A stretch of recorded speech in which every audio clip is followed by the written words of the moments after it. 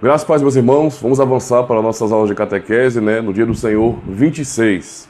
Na aula anterior, nós estudamos sobre o Dia do Senhor 25, que realmente mostrou a junção, a ligação, a interação da palavra e dos sacramentos, E mostrou a grande importância disso, como Deus opera em nós, a fé que nos é dada por Deus, que é um dom dele, ou seja, o Espírito Santo opera essa fé em nós, Ou seja, é uma ação divina, uma ação que vem de Deus, E ele tanto dá a fé por meio da palavra, como alimenta essa mesma fé, No caso, tanto como pela palavra, como também pelos sacramentos.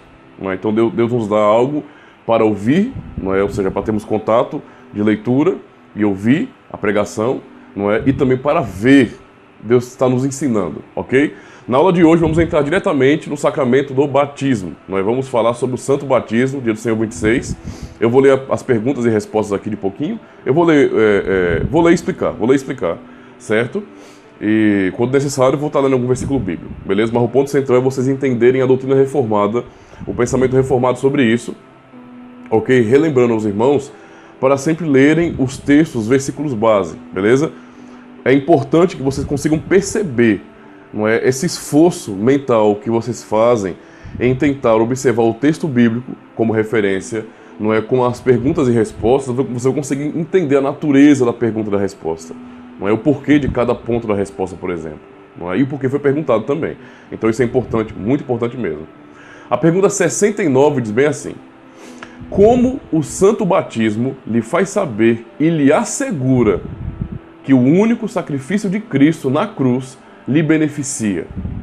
Observe a natureza da pergunta, Como o santo batismo lhe faz saber e lhe assegura que o único sacrifício de Cristo na cruz lhe beneficia? Os irmãos podem ter acesso também, nas nossas 3 formas de unidade, Na Confissão Belga, que fala também sobre isso. Eu vou estar usando também, os artigos da Confissão Belga, que é uma doutrina só. Uma abordada um pouco diferente, mas é a mesma doutrina. Por exemplo, no artigo 33, nós temos os sacramentos, uma palavra sobre os sacramentos. Aí o artigo 34, sobre o santo batismo, são artigos um pouco extensos, 2 páginas. E o artigo mais extenso é o sobre a Santa Ceia, Ou seja, são 3 artigos específicos sobre os sacramentos, ok? Isso é muito importante. Antes de então começar a pensar mais sobre a pergunta 69 e resposta, que eu nem li a resposta ainda, eu vou ler, eu acho que eu devia ter lido na aula passada, mas eu vou ler agora. O artigo 33 da Confissão Belga, da nossa confissão, que fala sobre os sacramentos. Só para dar eu acho que vai ficar melhor resumido aqui, Artigo 33 da Confissão Belga, os sacramentos. Cremos que o nosso Deus gracioso, atento à nossa insensibilidade e fraqueza, preste atenção nisso, ordenou os sacramentos para selar em nós as suas promessas, para servirem como penhor da sua boa vontade e graça para conosco, e para alimentarem e sustentarem a nossa fé. Prestem atenção. Ele os acrescentou à palavra do Evangelho. Isso é muito importante, Nós vemos isso em toda a Escritura. Deus dá suas promessas, isto é, a sua palavra, mas ele também dá sinais, algo para o povo ver, sacramentos. Ele os acrescentou à palavra do Evangelho para apresentar melhor, diante dos nossos sentidos externos, aquilo que ele nos declara em sua palavra e o que faz interiormente em nosso coração. Isso é muito importante, viu?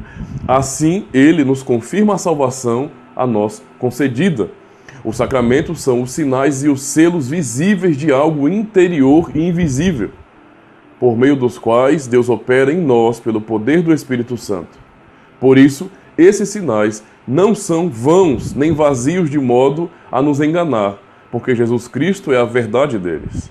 Sem Cristo, não seriam nada. Além disso, nos contentamos com o número dos sacramentos que Cristo, nosso Mestre, nos deu, sendo somente 2, a saber, o sacramento do batismo e da Santa Ceia de Jesus Cristo. Então, acho que esse artigo 33 resume muito bem, o que são os sacramentos, qual a função dos sacramentos, Isso é muito importante, leiam e reflitam nisso aí. Vamos lá, vamos pensar nisso. Como o santo batismo lhe faz saber e lhe assegura que o único sacrifício de Cristo na cruz lhe beneficia. Então a ideia do sacramento é dar essa garantia visível, não é? A garantia não é garantia, porque observe o que o texto está dizendo. A garantia, não é, como você pode observar na própria Escritura, não é garantia, não é, de que o indivíduo que recebe o sacramento, não é, ele é salvo, não é? Não é essa a garantia, ok? O que o sacramento garante é a fidelidade de Deus. O que ele prometeu não foi salvação, então ele é fiel nisso, não é? Ele é fiel nisso. Por isso, nós temos que tomar ou participar dos sacramentos pela fé, não é? Para que seja realidade essa promessa do sacramento, que é fiel porque Deus prometeu, não é? E o sacramento está simbolizando isso, está selando isso, a garantia que Deus é fiel. Deus prometeu que vai salvar, ele vai salvar, e acabou. Ele garantiu pelo sacramento que nós somos dele e acabou. Ok? Porém, pessoalmente falando, isso deve ser recebido com fé. Ok? E essa fé é um dom de Deus, é claro. Porém, é essa a questão aqui, né? Tem que se crer. Nós precisamos crer naquilo que o sacramento significa, naquilo que ele representa, não é? Nessa garantia. Eu estou confirmando pela fé, participando do sacramento, não é? De que eu confio na promessa de Deus. Isso pode ser uma verdade, se você de fato é um crente no Senhor, ou pode ser apenas uma coisa que tem a ver com a fidelidade de Deus, porém não tem a sua fé e então não tem eficácia nenhuma, não é? Digamos assim. E há muitas pessoas assim, né? Tanto como era Israel do passado, haviam aqueles que eram de fato israelitas, não é? Sinceros, ou seja, o remanescente fiel, e havia também aqueles que não eram, que não criam, nunca confiaram em Deus nas suas promessas, não é? Então, o que eles faziam ali era uma ordenança, eles cumpriam uma ordenança externa e tinham que cumprir porque Deus ordena e acabou, ok? Mas eles não eram crentes de verdade. A mesma coisa acontece na Igreja do Novo Testamento, não é? Há aqueles que de fato creem, confiam na palavra de Deus, que entendem o significado do seu batismo, não é? E de fato creem nesse significado, creem que foram de fato lavados pelo sangue de Jesus Cristo, pela obra do Espírito Santo, né? Pelo lavar regenerador do Espírito Santo, e tem aqueles que recebem por motivações que nós não temos como julgar, porque não conhecemos o coração das pessoas, mas que são motivações que não têm a ver com a fé verdadeira, e não creem de fato em Jesus Cristo, não confiam em suas promessas. Não é? Portanto, é apenas uma obediência externa que deve ser cumprida, porém, não vai trazer benefício nenhum para o indivíduo com relação à sua salvação. Ok? Então, uma resposta de como o santo batismo nos faz saber, nos ensina, no caso, né? E nos assegura também que o único sacrifício de Cristo na cruz nos beneficia. Do seguinte modo, Cristo instituiu esse lavar exterior, então o sacramento é uma coisa visível, não é? É um lavar exterior, certo? E deu com ele a promessa de que tão certo quanto a água remove a sujeira do corpo, assim também o seu sangue e o Espírito removem a impureza da minha alma, isto é, todos os meus pecados. Então veja como é importante, não é, o que o batismo nos ensina, não é, o porquê que o batismo é feito desse jeito. No passado, se os irmãos forem observar no Antigo Testamento, a circuncisão, por exemplo, ela tinha justamente esse significado. Você vai encontrar textos no Antigo Testamento, não é, em Deuteronômio, por exemplo, quando é dito, não é, que a circuncisão ela tinha justamente aquele significado de purificação, de pureza. A ideia da circuncisão não era uma ideia vã, sem sentido. Não era uma questão apenas de saúde, né? Vamos circuncidar, a operação da fimose, aquela coisa todo dia. Não. A circuncisão tinha o sentido de purificação. Quando se cortava a pele do prepúcio, não é? Da criança, a ideia era que alguma coisa impura estava sendo tirada dela. Ou seja, Deus estava santificando aquela criança, santificando o seu povo. Então o povo era circuncidado nesse sentido, percebe? A ideia é que se o cabeça pactual era circuncidado, toda a família era. Então, basicamente era isso, né? Os cabeças pactuais eram os homens, são os homens no caso. E aí, essa marca física externa, que tinha tanto uma função de identificação nacional israelita, como também como um sinal de que aquele povo pertencia a Deus, então era um sinal espiritual, teológico, vamos dizer assim. Ao cortar a pele do prepúcio, não é, algo estava sendo retirado, algo impuro, para dizer assim, Deus nos purifica, Deus nos santifica, nos separa e tira de nós a impureza, não é? A tipificação, vamos dizer assim, a demonstração, a aplicação da circuncisão, por exemplo, uma vez que você é circunciso, você deve fazer o quê? Obedecer. Obedecer o evangelho, obedecer a lei, né? Então, é mais ou menos assim, se você fosse circuncidado, o sinal de que você foi purificado, externamente falando, né? Essa era a questão, não é? Estava ali em você. Mas se você fosse verdadeiramente circuncidado no seu coração, não é? Sendo que a circuncisão física era o sinal disso, não é? Mas houve uma obra interna em você, no seu coração, circunciso de coração, não é? Você amaria a lei do Senhor. Você obedeceria a lei do Senhor, não é?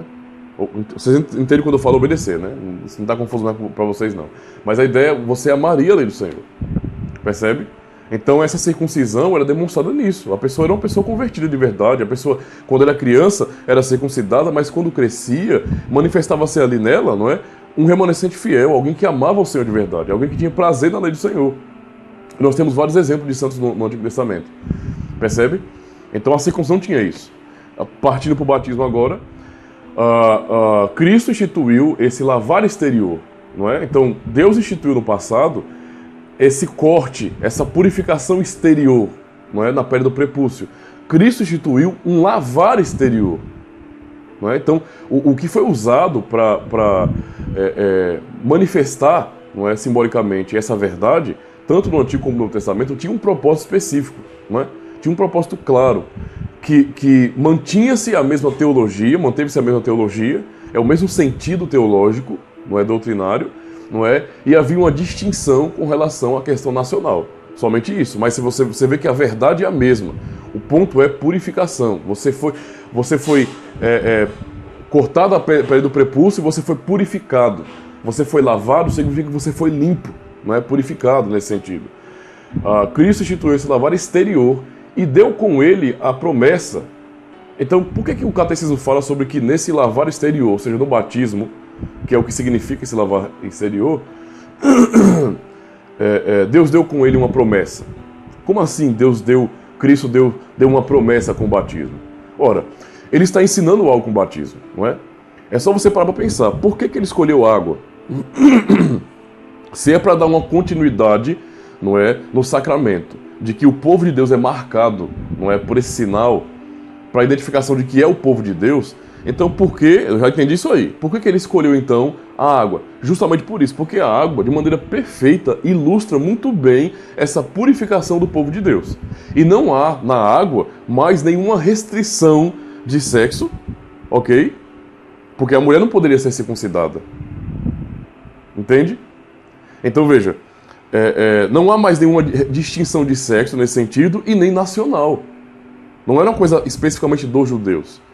Então a água, ela se encaixa perfeita, não é, de maneira perfeita, com a expansão do Evangelho, com o crescimento do Evangelho, com o cumprimento da promessa de Deus de alcançar as nações de todas as famílias da terra serem benditas naquilo que Deus prometeu a Abraão. Percebe? A água se encaixa de maneira perfeita. A água, de fato, de maneira comum, natural, não é? De compreensão universal, é um elemento de purificação. Tem coisa melhor. A circuncisão, por exemplo, não era um elemento universal de purificação. Era um elemento local de purificação. Embora outras nações praticassem circuncisão, não é? Muito mais por uma influência da cultura judaica antiga, ou do período de Abraão, e até um pouco antes, porque o pessoal circuncidava. Até mesmo aqui do Brasil, né, tem índios que praticam isso. Ainda assim, não é um sinal universal. Há muitas culturas que não fazem isso, não é? E não faziam isso. Porém, quando você fala de água, você tem um sinal perfeito para ilustrar a purificação, que é algo universal e compreendido por todo mundo, sem exceção. Até mesmo uma criança sabe para que serve água. Ela toma banho com água. Entendeu? A expansão, então veja, tudo isso tem propósito, irmãos. Tudo isso mostra justamente o propósito de Deus, não é, como havia prometido a Abraão, de por meio de Cristo alcançar todas as famílias da terra, não é? E qual sinal melhor do que a própria água? Como purificação e de expansão universal para alcançar os povos da terra, não é? Então a água de fato foi perfeita para isso, de maneira perfeita, de acordo com os desígnios de Deus, a água cumpre muito bem essa função de explicar, de mostrar. Por isso que o catecismo fala que nesse batismo, nesse lavar exterior, deu com ele a promessa. Então é uma promessa dada aqui, não é? Uma promessa de quê? De que nós vamos ser purificados, nós somos purificados pela fé. E deu com ele a promessa de que, tão certo quanto a água remove a sujeira do corpo, então a ideia é você demonstrar. Está mostrando para que serve a água? Para purificar. Nós lavamos prato com água, lavamos roupa com água, nos lavamos com água. Então, tão certo, pensando em nós mesmos, porque a aplicação do batismo é em nós, como a água nos lava, nos purifica, não é?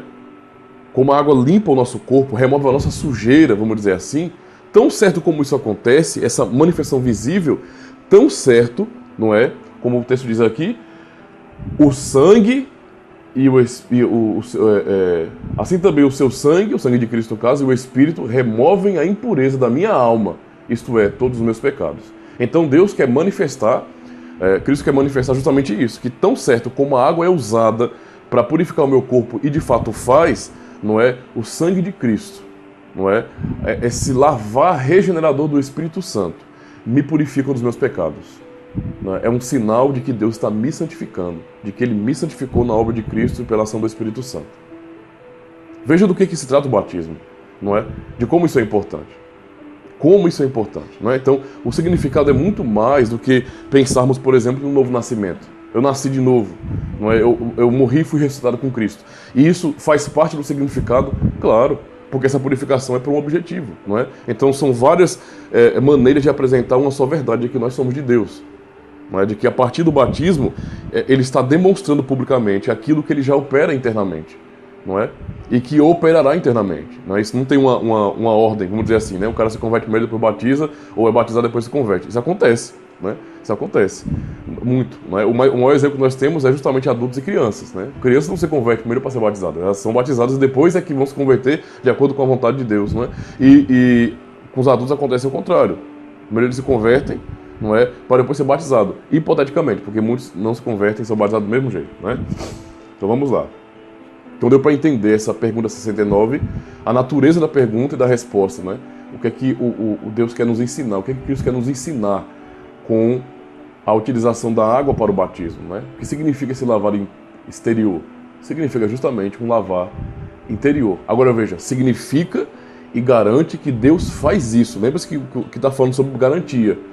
Então, é uma promessa, né? Deus está dando uma promessa de que Ele faz isso. É Ele que faz isso, é Ele que opera isso. Essa é a promessa. Entendeu? Não significa dizer que a água tocando no nosso corpo verdadeiramente opera em nós o dom do Espírito Santo, a purificação. Isso é uma loucura, porque não é isso que Deus está prometendo. Não é que a água em si faz esse trabalho, mas a água simboliza, não é? E mostra, nesse sentido, de maneira visível, a sua promessa. Então, a promessa está embutida no batismo, não é? E a realização vem de Deus, só. Ok? Isso não acontece numa ordem sincrônica, né? Você acontece ao mesmo tempo. Isso não é assim que funciona, beleza? Eu estou falando isso porque, geralmente, católicos romanos acreditam que o batismo em si já é aquilo que purifica os pecados, né? Por isso que eles batizam os filhos com a motivação diferente da nossa. O batismo tem a ver com separação? Tem. Separação externa, não é? Porque a marca é externa. Essa operação interna do Espírito Santo é a promessa de Deus, não é? E quem opera é Ele, não somos nós. Então nós não temos poder de derramar o Espírito Santo em ninguém, ok? Nós apenas ministramos o sinal externo, confiando na promessa que Deus operará isso internamente, quando Ele quiser, não é? E se Ele for operar. Então veja, a promessa é fiel, Ele vai operar. Isso é certo, não é? Em quem? Nós não sabemos. Nós apenas manifestamos o sinal externo, não é? O católico romano, ele não pensa assim. Para ele, batizar significa de fato perdoar, purificar os pecados, não é? Tô meio goguento hoje, viu? Não ligo para isso não. Continuando aqui. Pergunta 70, então. O que significa ser lavado com o sangue e Espírito de Cristo? Vamos pensar sobre isso então, não é? Sobre o que nós concluímos na pergunta 69 e resposta. Agora, pergunta 70 e resposta 70. Ser lavado com o sangue de Cristo significa receber de Deus o perdão de pecados, por meio da graça, por causa do sangue de Cristo, derramado por nós em seu sacrifício na cruz. Ser lavado com o seu Espírito significa ser renovado pelo Espírito Santo e santificado para sermos membros de Cristo, para que morramos mais e mais para o pecado e vivamos uma vida santa e irrepreensível, não é? Então veja, esse mesmo significado, não é, de lavar regenerador ou de lavar pelo sangue de Cristo, não é? aponta justamente para aquilo que a própria circuncisão apontava no Antigo Testamento, né? E isso de fato mostra o quê? Uma purificação, não é? Veja, ser lavado com o sangue de Cristo significa receber de Deus perdão do pecado. Então significa receber de Deus perdão dos pecados, ser lavado pelo sangue de Cristo. Ser lavado pelo sangue de Cristo ou pelo Espírito Santo, não é? São as promessas desse lavar exterior que é o batismo. Não é? Tal como era, nesse sentido, a marca exterior que era a circuncisão, não é? Então é importante entender isso aí. Observando, por exemplo, o texto de Deuteronômio capítulo 10, verso 16, nós vamos ver assim, ó, circuncidai, pois, o prepúcio do vosso coração, e não mais endureçais a vosso serviço. Não é? Então veja, o que é que o texto de Deuteronômio está dizendo? Deuteronômio, né? Veja, está dizendo o quê?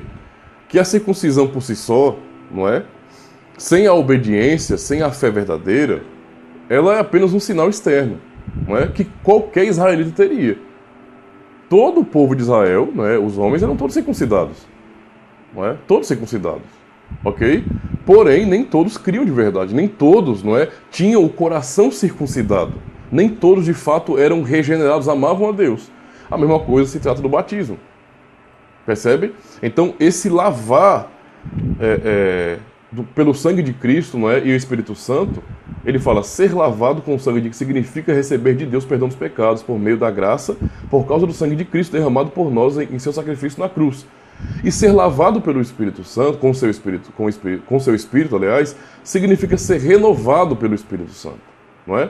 E santificado para sermos membros de Cristo, para que morramos mais e mais para o pecado e vivamos uma vida santa e irrepreensível. Então, tal como era no passado, o povo de Israel deveria, não é, por fé na promessa de Deus, dada por meio da circuncisão, não é, como selo,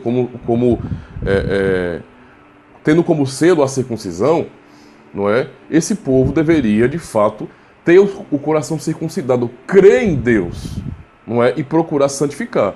Aquilo que é formal foi dado, a lei, não é? Mas o povo deveria amar fazer a vontade de Deus. Não fazê-lo, não se importar com isso, ok? Não iria trazer garantias reais. A garantia fiel de Deus está ali. De fato, ele derramou isso sobre o seu povo. Ou seja, Deus tem um povo no mundo, ele escolheu um povo e acabou. Não é? A igreja dele acabou, desde o começo do mundo, a igreja dele. E é na igreja, no povo dele, que ele manifesta essa graça. Agora, os indivíduos dessa comunidade geral de Deus, a igreja visível, não é? Eles ali é que alguns vão crer e outros não.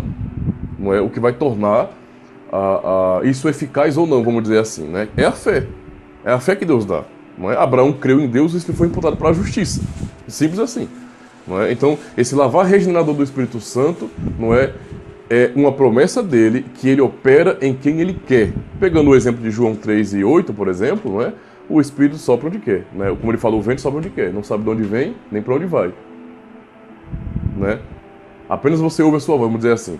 A ideia é que Deus opera em quem ele quiser isso aí. Não é? A promessa está garantida no símbolo, no selo, no sacramento. Mas a operação divina de transformação é de Deus, não é? Para a santificação real. E você tem vários textos aqui, Ezequiel 36:25, Zacarias 13:1, não é? Promessas sobre esse lavar com sangue, não é? E também lavar com a água, não é? Falando sobre o Espírito Santo.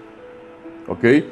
Então é isso que significa ser lavado pelo sangue de Cristo, pelo sangue do Cordeiro, e ser lavado com o seu Espírito Santo, né? Usa como símbolo a água e o Espírito Santo, nesse sentido, para mostrar essa purificação, essa santificação, não é? Então, basicamente é isso. Por isso que a consciência de um cristão, por causa do seu batismo, o batismo nos dá a consciência de que nós somos purificados por Deus, então, portanto, temos que viver de acordo com essa vocação, né? Você pode ver que existe um peso maior de quando você é batizado. Todo mundo tem essa consciência, né? Por isso que algumas pessoas, porque não creem muitas vezes, outros porque creem e entenderam a seriedade da coisa, e não vão negar isso, mas vão fazê-lo com temor, não é? Mas os que fogem realmente disso aí, é porque não creem de verdade, não é? Porque eles compreenderam uma coisa. Me batizar, não é? De fato, aceitar o batismo, não é? e dizer assim, eu quero receber esse batismo, eu quero ser identificado com Cristo, não é? Com Deus, eu quero que o nome dele esteja sobre mim, eu quero ter a marca que pertence a ele, eu quero um momento público, solene, onde haverá testemunhas, não é? Deus e as pessoas da igreja, os membros da igreja, meus irmãos, de que eu pertenço a ele, não é? Eu sou dele agora, o sinal da sua fidelidade, ou seja, o seu nome está sobre mim, não é? A sua marca, o sinal da sua aliança está sobre mim. Isso significa dizer que eu vou ter que ser uma pessoa realmente fiel a Deus. Eu estou procurando o batismo hoje por causa disso, né? Como uma pessoa que pode, nesse sentido, compreender o Evangelho, crer, então eu estou assumindo esse compromisso. Então muitos que não creem, porque perceberam isso, vão fugir. Não tem jeito. Vão fugir, não é? E muitos pais que levam seus filhos ao batismo, quando eles temem e vão se esforçar, porque o dia que levaram seus filhos para o batismo foi um dia seríssimo, onde eles consagraram seu filho ao Senhor, não é? E receberam pela ordem de Deus o sinal de sua aliança, e então eles agora, porque creem, vão se esforçar para criar os seus filhos. Ou vai ter também aqueles pais que simplesmente não creem de verdade, não é? E vão fingir que o batismo de seus filhos não foi nada, não é? Não significou absolutamente nada, foi só, vamos dizer assim, uma marca externa para que os filhos fossem recebidos como membros da igreja, né? Isso é só uma consequência lógica e comunitária da circuncisão ou do batismo, percebe? A pergunta 71. Onde Cristo prometeu que nos lavaria com o seu sangue e Espírito tão certo quanto somos lavados com a água do batismo? Onde foi que ele prometeu tudo isso? Não é? A resposta na instituição do batismo. Ele ordena, ide, portanto, fazer discípulos de todas as nações, batizando-os, não é?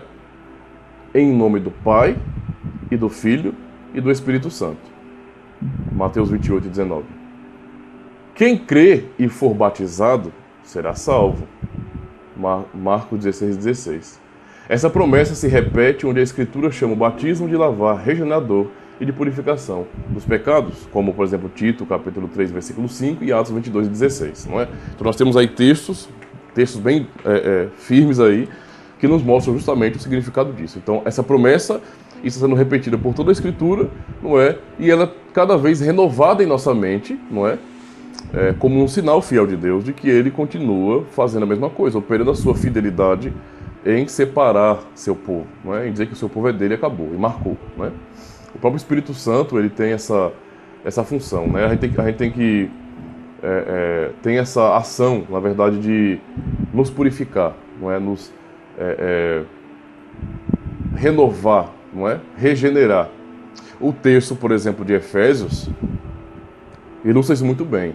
Efésios 1, 13 e 14 nos mostra onde Paulo fala sobre ele nos deu o penhor do Espírito, né? O Espírito Santo da promessa, o selo do Espírito Santo, nos selou com seu Espírito.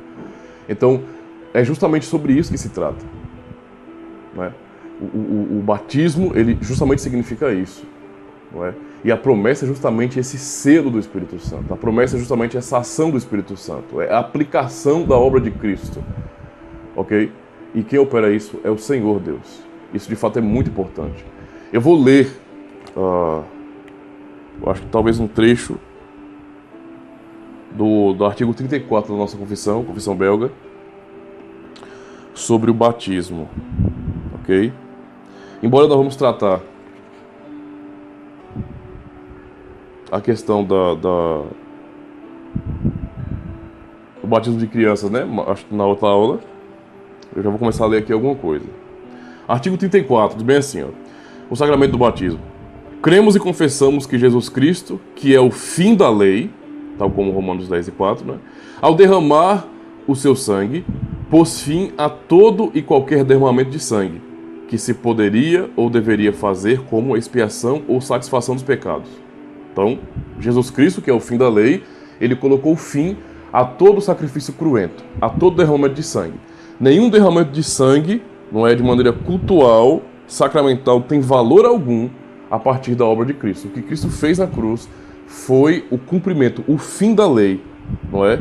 foi a verdade, ok, realizada, em que todo aquele sacrifício antigo, não é, apontava, né? Ou seja, todo derramamento de sangue, tanto circuncisão como o sacrifício dos animais, não é? O próprio aspergir com sangue, tudo isso aí, não é, foi cumprido, alcançou o seu fim no sacrifício de Cristo. Por isso circuncisão não tem sentido mais hoje, percebe? Por isso que voltar à circuncisão, ou ali, no caso, praticar o sacramento, como era praticado antes, perdeu sentido. Tal como nós percebemos que o culto que nós praticamos hoje não é como antigamente, né? Veja que a teologia é a mesma, o princípio é o mesmo, mas a prática é outra. A forma, não é, aquilo que nós vemos é diferente. Por quê? Porque naquele tempo o culto que era tão litúrgico, visível, tão sacramental, tão assim, tão simbólico, não é, tipológico, era um culto que envolvia o tempo todo sacrifício, não é? Era morte o tempo todo derramamento de sangue. O culto era isso. Hoje não precisa mais, não é? Então houve um avanço de forma externa, não é, preservando o significado interno, a verdade sobre isso aí. Isso é muito claro, irmãos, isso é muito óbvio na estrutura da revelação, não é? Nós podemos ver isso de maneira nítida em toda a Escritura. Acompanhando a história da redenção, nós vemos essa mudança externa, não é, sendo que o significado interno, a teologia, a verdade não mudou, é a mesma. Não é o mesmo Deus que chama o povo para adorar, não é, para adorar ao seu nome, para adorar a Ele. Essa é a grande realidade. Continuando. Ele aboliu a circuncisão que envolvia sangue e instituiu o sacramento do batismo em seu lugar. Pelo batismo, somos recebidos na igreja de Deus e separados de todas as outras pessoas e falsas religiões, para estarmos totalmente comprometidos com Ele, de quem carregamos a marca e o emblema, que nos servem como testemunho de que Ele será eternamente nosso Deus e Pai gracioso. Não é justamente a promessa que Deus deu a Abraão com a circuncisão? Eu serei o seu Deus, né? Gênesis 17, seu Deus e o Deus dos seus filhos, da sua descendência. Não é? E a circuncisão era a marca dessa fidelidade, dessa promessa. Não é? Aqui está sendo ensinado justamente isso, que Cristo substituiu um pelo outro justamente por causa disso. Foi cumprido então o derramamento de sangue, ele então dá um outro sinal, não é? No caso, uma outra forma de aplicação do sacramento. Não é? Uma outra forma de ensino e de selo da verdade. De que nós pertencemos a Ele. Ok? É por isso que nós só conseguimos aceitar pelo próprio ensino e princípio bíblico, não é? Como cristãs verdadeiras, pessoas que são batizadas, não é? Pessoas que passaram por batismo, não tem por onde correr, não é? Essa é a nossa consciência, porque a Escritura ensina isso, não é? Tal como só era israelita quem era circuncidado, não tem como negar isso aí, ok? Por isso Cristo ordenou que todos os seus sejam batizados simplesmente com água pura, né? Em nome do Pai, do Filho e do Espírito Santo, Mateus 28, 19. Dando-nos a entender com isso que, assim como a água derramada em nós lava completamente a sujeira do corpo, e assim como a água é vista no corpo do batizado, quando derramada nele, o sangue de Cristo, pelo Espírito Santo, faz a mesma coisa no interior da alma. Essa é a promessa. Ele lava e limpa a nossa alma do pecado, e nos regenera de filhos da ira para filhos de Deus. Isso não é produzido pela água em si mesmo, né? Então, está claro. Mas pelo aspergir do precioso sangue do Filho de Deus, que é o nosso mar vermelho, que precisamos atravessar para escapar da tirania de Faraó, ou seja, do diabo, para entrarmos na Canaã espiritual. Então ele vai usar o exemplo que o próprio Pedro usa, né? Tratando sobre, por exemplo, o batismo nas águas do Mar Vermelho, né? Do Mar de Juncos. Quando o povo saiu, e é claro, né, com aquela manifestação do milagre, eles foram aspergidos de água, né? O mar se abriu, mas a ideia é que a água ficava sendo aspergida ali. E eles foram... isso é óbvio, né? Vamos dizer assim. Mas isso o Pedro trata como sendo justamente batismo, né? A ideia é essa. Não é? O próprio sacerdote aspergia sangue sobre o povo. Não é? Não tem, se você já participou de alguma missa, vocês vão ver uma hora que o padre, né, que é o sacerdote ali, ele está com um recipientezinho, né, de uma cor dourada, e ele está pegando ali com um instrumento e fazendo isso no povo, né, com água. É para justamente simbolizar a aspersão, não é, do sangue de Cristo. A ideia é essa, não é? Como o sacerdote fazia, ok? Então essa questão da aspersão com relação ao batismo é uma coisa que está bem ligada, viu? Se você for observar isso aí. Embora nós não tenhamos problema com forma, no que eu digo, quando eu digo com forma, nós praticamos a aspersão ou a efusão, vamos dizer assim, mas não temos problema se alguém foi imergido, né? Isso aí pra gente não pesa. Né? Nós praticamos a aspersão, mas não temos problemas com a imersão, certo? Infelizmente, irmãos, nós pensamos assim, mas o pessoal que apenas imerge não aceita a nossa aspersão. Infelizmente, não aceita. Né? Isso é triste. Vai fazer o quê, né? Continuar aqui a leitura. Assim, os ministros, por sua parte, nos administram o sacramento e aquilo que é visível. Então, o meu trabalho como pastor, o trabalho de cada ministro reformado, cristão, é aplicar aquilo que é visível e só. Mas o nosso Senhor nos dá aquilo que o sacramento significa, ou seja, os dons invisíveis da graça. Não é? Então, o batismo é um meio de graça, né? Como a Santa Ceia e a própria pregação do Evangelho.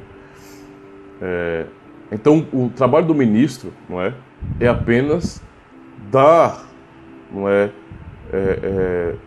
vamos dizer assim, é apenas ministrar, aplicar aquilo que é visível, não é? Aquilo que é visível, aquilo que ensina alguma coisa. Mas quem dá a promessa, quem cumpre a promessa na vida das pessoas é o próprio Cristo, não é? É o Senhor, é Deus quem aplica isso. Então, nós não temos o poder de fazê-lo, como a Igreja Romana reivindica que tem, né? O poder de fazê-lo. O Senhor lava, purifica e limpa a nossa alma de toda imundície e iniquidade. Renova o nosso coração, enchendo-o de todo consolo. Dá-nos a verdadeira certeza da sua bondade paternal. Reveste-nos da nova natureza e despe-nos da velha natureza com todas as suas obras. Portanto, cremos que aquele que almeja a vida eterna deve ser batizado uma vez com um só batismo, não é? Ou seja, é justamente por isso que, confessando o que Efésios 4 nos diz, e o que ele nos diz é aquilo mesmo, né? No texto grego, você não tem margem para pensar qualquer outra coisa em que ele esteja falando ali. Não é? Ele não está falando de conceito de batismo, está falando que é um batismo e acabou. Que batismo é esse? Aquele que é feito em nome do Pai, do Filho e do Espírito Santo. Não é? Então, não tem outro batismo, não é? Não tem o menor sentido. Ok? Não tem o menor sentido. Há uma pergunta no estudo, deixa eu ver aqui, viu? Uma pergunta no estudozinho do catecismo, deixa eu ver aqui a pergunta. Vem assim, ó. É interessante essa pergunta. De quem depende o valor do batismo? Essa é uma pergunta importante. De nós ou de outros? A resposta, olha, o valor do batismo não depende da pessoa que recebe o batismo, nem depende da pessoa que batiza. Isso é importante. O valor do batismo depende de Cristo, não é? O batismo tem valor porque Cristo o instituiu, não é? Assim podemos dizer que é Cristo quem nos batiza, não é? Então o ponto é, realmente nós nos esforçamos para manter a fidelidade do que a própria Escritura diz acerca de que há um só batismo, não é? No texto não dá margem para a discussão de conceito de batismo, apenas fala que há um só batismo. Que batismo é esse? Não é o batismo que Cristo deu, não tem outro. Entendeu a situação? Não tem outro, não tem um conceito abstrato, diferente. Qualquer corrente de interpretação que você coloca ali é uma forção de barra, porque o texto grego não dá margem nenhum para isso. O batismo dito por Paulo é o batismo cristão. Acabou, não tem por onde correr. E o batismo cristão é aquilo que Cristo dá. Não é? Não são as ramificações ou interpretações de escolas diferentes do batismo, é aquilo que Cristo dá. Então, fugir daquilo não tem sentido nenhum. Não é? Fugir daquilo está fora do que a Escritura está dizendo. Não é? Então, o anseio por rebatismo, vamos dizer assim, é um anseio anabatista. Não é? Essa é a grande realidade. Não tem por onde correr, não é? É um anseio anabatista. Para chegar ao ponto de você aplicar um batismo, você precisa primeiro provar que o batismo que a pessoa recebeu não é um batismo, não está de acordo com o parâmetro bíblico, não é? Não obedece à Escritura, entendeu? E, portanto, não tem valor nenhum, porque não é o batismo. Porque se for você reconhecer como batismo de verdade, não é? E você apenas tiver discordância com a instituição, você está indo contra o que o texto sagrado está dizendo. não é? Porque o batismo não depende da instituição. O ponto não é esse. Entendeu? No fim, o batismo depende da Bíblia, ou seja, de Cristo, não da instituição ou do indivíduo que está batizando, ou de quem está sendo batizado. Isso é um ponto essencial. Então, é importante compreender isso aí. Então, haverá casos em que a pessoa vai passar por batismo? Vai, mas porque a igreja vai reconhecer, não é, com prova bíblica de que aquilo que ela recebeu não é um batismo. É por causa disso. Entendeu? É por causa disso. E não porque nós olhamos para a instituição em si, não é, e por ela mesma nós condenamos o batismo, não é? Ou por quem fez o batismo. Nós estamos pensando em que o batismo é dado por Cristo, a autoridade é dele, então é ele quem batiza, não somos nós. Não é? A autoridade do batismo não vem da igreja, instituição, não é? Vem de Cristo. Portanto, a menos que seja provado por A mais B, como a Escritura nos ensina, ou seja, pelo texto bíblico, não é? Que aquele batismo não é um batismo cristão, nós precisamos receber, não é? Precisamos receber, ok? Há certas exceções, mas a regra geral é essa, e nós temos que, de fato, procurar sermos fiéis a essa regra, a esse princípio bíblico. Há um só batismo, não é? Cristo não deu vários batismos diferentes, né? Então essa discussão, essa briga, até mesmo de como, irmãos, às vezes eu fico perturbado com isso. Meu Deus do céu, se o batismo em si tem uma função de ensinar alguma coisa também, não é? De demonstrar alguma coisa, de falar sobre algo que Deus realiza em nós, então, veja, tanto o batismo por aspersão, por efusão ou por imersão, eles cumprem esse requisito.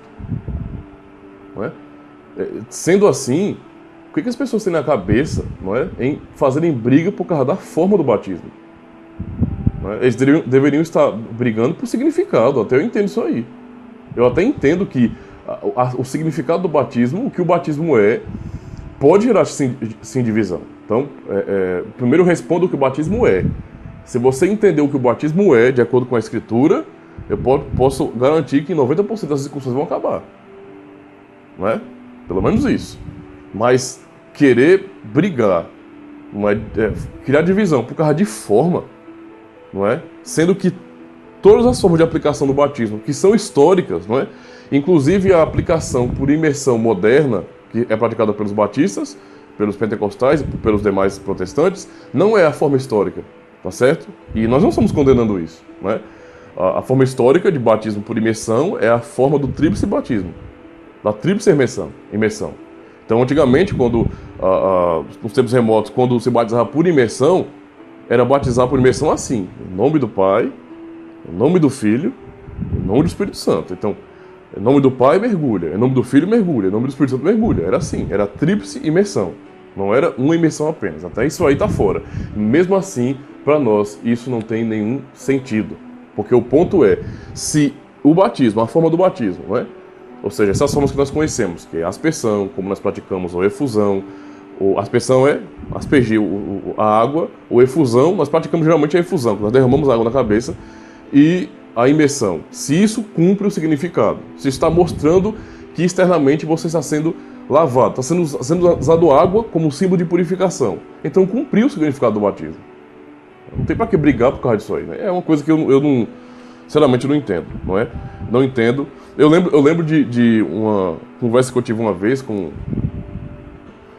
um irmão aí de outra comunidade, e ele, muito enfático, né? Porque eu estava defendendo, isso antes de eu ser um pastor reformado, viu? Mas eu já conhecia o pé do batismo e já não tinha nenhum... Eu não entendi muito bem, eu não tinha casado ainda com a teologia reformada, mas pelo menos com relação à forma eu não tinha problema, né? Para mim isso sempre foi bastante claro, mas eu fui conversar, era um senhor, né? Uma pessoa bem velha, e foi difícil conversar com ele, porque o homem era bruto, viu? O homem era bruto que ele tava meio bravo, né? Eu pensei, vai pegar uma cinta aqui e me dar uma pisa. Aí ele ficou bravo porque ele falou de uma experiência que ele teve, não é? Repreendendo o que eu estava dizendo, porque eu não tinha problema com isso. Ele falou que teve uma vez que aconteceu, que na igreja que ele estava, um irmão da igreja presbiteriana, né, foi participar, era uma igreja pentecostal, e o pastor recebeu, não é? E falou, recebeu esse presbiteriano como um membro da igreja. Eu não sei como é que o presbiteriano ia para a igreja pentecostal, mas tudo bem, né? Ele foi, chegou a esse ponto. E foi, beleza. E quando o pastor recebeu esse irmão lá, esse irmão que estava conversando comigo, esse senhor, Ele se levantou na hora, na reunião que estava tendo na igreja para poder receber o irmão. Ele falou: eu não aceito isso. Se não descer as águas, não é? Ou seja, se não mergulhar, se não passar pelo batismo que nós cremos, não vai fazer parte da membresia da igreja. Eu não aceito isso. Eu não aceito isso. Ele manteve a posição e pronto. Não é? Então você vê o nível da ignorância. Muitas vezes, quando se fosse ao contrário, não seria tratado assim. Não é? Não seria tratado assim. Isso é realmente triste, porque aquilo que é mais importante é o que o batismo não é tão discutido. Mas a forma como ele é administrado, isso sim é discutido. É realmente lamentável isso aí, né? Isso é uma pobreza muito grande de conhecimento da palavra de Deus. Isso é triste. Eu vou ler só esse último trecho aqui do artigo 34 e vou deixar a parte das crianças para a próxima aula, beleza? O batismo nunca deve ser repetido, pois não podemos nascer duas vezes. Se o batismo significa esse novo nascimento também, não é? Então não tem sentido você batizar de novo, porque você vai nascer duas vezes, né? Ainda além do novo nascimento, mas um outro novo nascimento, não é? Então o batismo nunca deve ser repetido, pois não podemos nascer duas vezes. Além disso, o batismo não nos beneficia apenas quando a água está em nós e quando recebemos, mas por toda a nossa vida. Então, não tem esse negócio. Foi batizado, está batizado e acabou. Não tem por onde correr, certo? Por causa disso, agora vai vir a seção aqui, a parte, na verdade, em que é explicado a rejeição à teologia dos anabatistas, os revolucionários do século XVI. Ó. Por essa causa, e só para poder citar de parênteses aqui, né, foi por causa dos anabatistas, principalmente, que houve tanta perseguição contra os reformados. Não é? Porque, querendo ou não, havia confusão demais.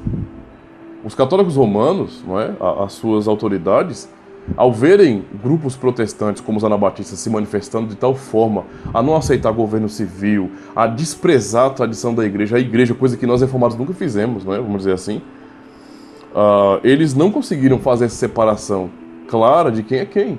Todo mundo era protestante. Então, vamos matar os protestantes. Vamos acabar com os protestantes. Foi isso. Por culpa dos anabatistas, né? Então, veja. Por essa causa, rejeitamos o erro dos anabatistas, que não se contentam com o batismo recebido uma única vez. No caso, isso aqui é uma repreensão reformada contra os anabatistas. Por quê? Porque eles já tinham sido batizados, né, na igreja de Roma. Certo? Então veja, por causa disso rejeitamos os erros dos anabatistas, que não se contentam com o batismo recebido uma única vez e que também condenam o batismo dos filhos pequenos dos crentes. Então, tanto eles... Veja, percebam isso aqui, irmãos. Os anabatistas é quem fizeram isso, não é? Não aceitaram o batismo da instituição de Roma, da igreja de Roma, e nem aceitaram o batismo dos filhos dos crentes, das crianças. Então foram eles, isso é um ato da revolução deles, ok? Pronto, só isso. Até aqui. Não é? Esse é o erro condenado pelos reformados. Não é? Ou seja, nós não aceitamos isso. Não é? Essa atitude hoje, que é comum na maioria do protestantismo, infelizmente, é uma herança anabatista. É uma herança anabatista e não reformada. Não é? Eu não estou dizendo que um protestante em si ele é um anabatista, pegando no sentido antigo da palavra, porque o anabatista era um revolucionário. Mas no que diz respeito a algumas doutrinas específicas, como a questão do batismo, né, do sacramento, sim, a maioria da teologia evangélica é anabatista. Ok? Simplesmente isso. Eu vou terminar por aqui, porque na próxima aula nós vamos falar justamente sobre, dando continuidade ao batismo, né? Vão ser 2 aulas para isso, e vamos tocar também do assunto do batismo dos filhos dos crentes. Ok? Então, por enquanto, eu espero que vai ser isso. Eu espero que vocês aproveitem bem essas aulas, não é? Estudem direitinho, leiam os versículos bíblicos aí, ok? E qualquer pergunta, qualquer dúvida, por favor, qualquer pergunta, né? Qualquer dúvida aí, deixa aí no grupo do WhatsApp, beleza? Tá certo? Então Deus abençoe e até a próxima aula, né? Espero que vocês tenham gostado do fundo. Deixei isso aqui agora no quarto para ser o meu estúdiozinho de gravação de aulas aqui, né? Então vai ficar assim. Ok? Deus abençoe.